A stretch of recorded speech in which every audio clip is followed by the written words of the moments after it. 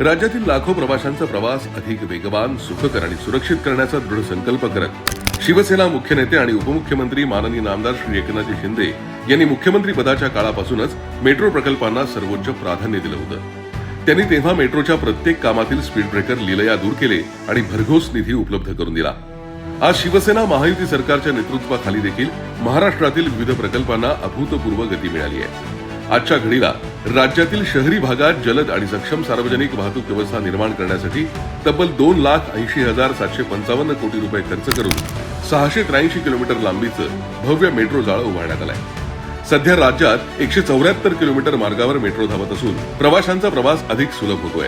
विशेष म्हणजे प्रकल्पाचं काम सुरू झाल्यापासून पुढील एका वर्षात 87 किलोमीटर नवीन मेट्रो मार्ग सुरू करण्याचे आणि आगामी 4 वर्षात आणखी 300 किलोमीटर लांबीचे मार्ग कार्यान्वित करण्याचे नियोजन शिवसेना महायुती सरकारनं केलंय।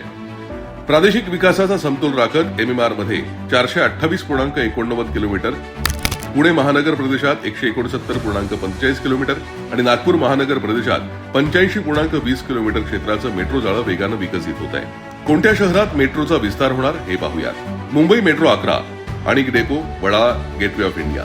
मुंबई मेट्रो 8, मुंबई विमानतळ, नवी मुंबई आंतरराष्ट्रीय विमानतळ।